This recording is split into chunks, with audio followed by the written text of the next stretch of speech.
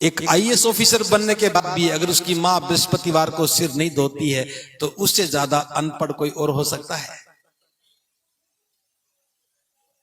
हमने ज्ञान तो अर्जित किया, उस ज्ञान से हमने नौकरियां तो ले ली, उस ज्ञान से मकान तो सुंदर बना लिए क्योंकि पैसा अच्छा कमा लिया, लेकिन आज भी महिलाओं का सिर नहीं धुलवा पा रहे। ये अज्ञानता है, ये अविद्या है और ये ही दुख है।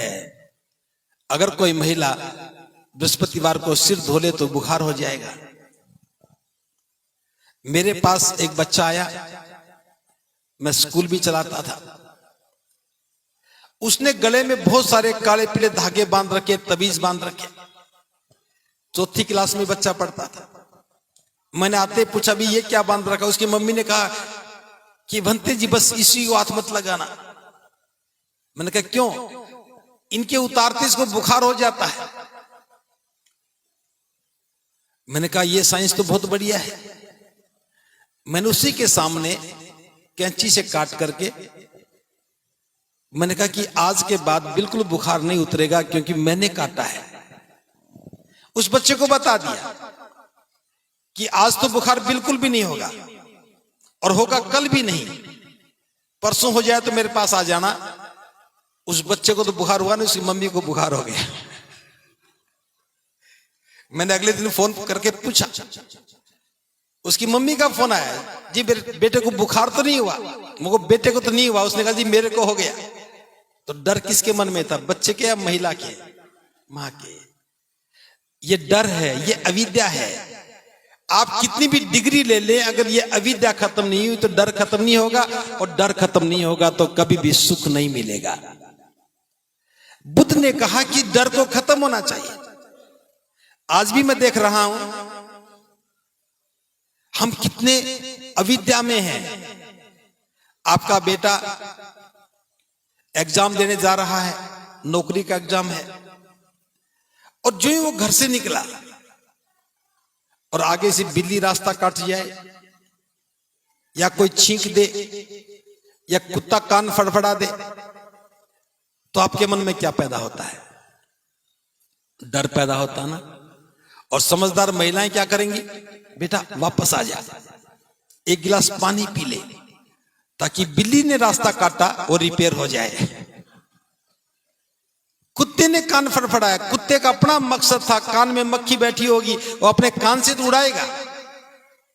कुत्ता अपना काम कर रहा है, बिल्ली अपने भोजन की तलाश में जा रही है। आपका इम्तिहान, बेटे का इम्तिहान दिल्ली में था, बिल्ली यहां घूम रही है, इम्तिहान दिल्ली में है और घबरा मम्मी रही है। हम अविद्या में जीते हैं। इस अविद्या को नष्ट किए बिना, इस अविद्या को खत्म किए बिना जीवन सुखी नहीं हो सकता। अब सारी महिलाएं एक अवधारणा में हैं। अवधारणाएं भी कैसी हैं? मेरी बात ध्यान से सुनना।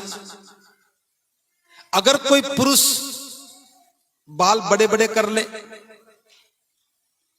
तो आप सभी क्या कहेंगे कि बुरा लगता है। देखो उसके बाल कितने बड़े बड़े हैं, कितना बुरा लगता है।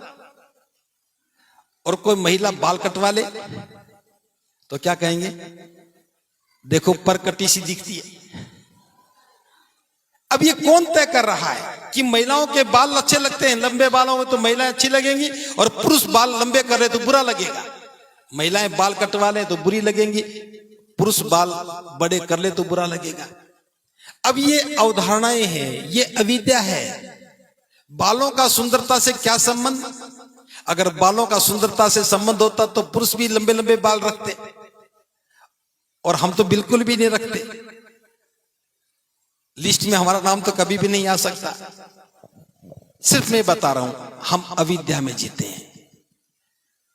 पूरा जीवन हम अविद्या में जीते हैं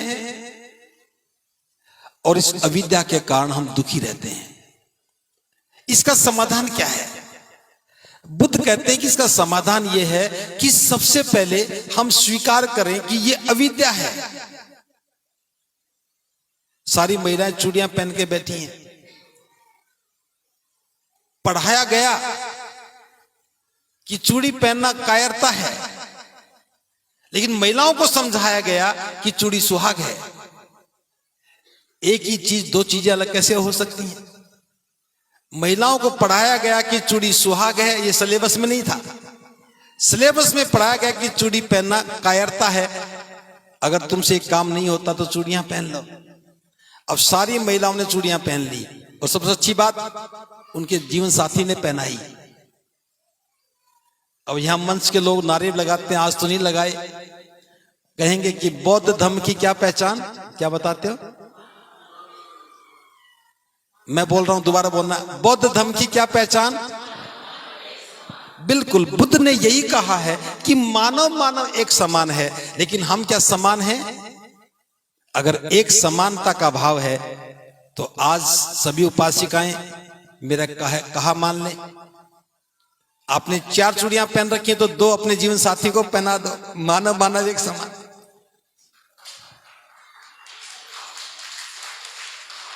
ताली वही बजाए जिसकी समझ में आ जाए। देखिए, बुद्ध का दर्शन बड़ा व्यवहारिक है। एक बात समझ में आ जाए तो जीवन की सारी बाधाएं टूट जाएं। हम कितना अविद्या में हैं।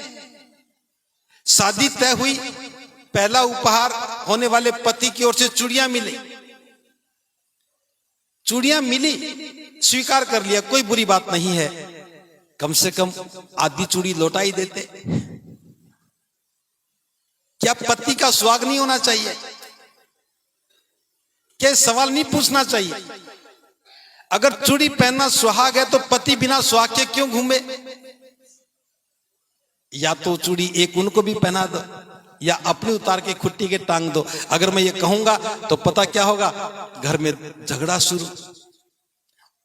हर महिला कहेगी, अरे तुम्हारी चूड़ियों क्या हो गया, हाथ बड़े बुरे लगते हैं।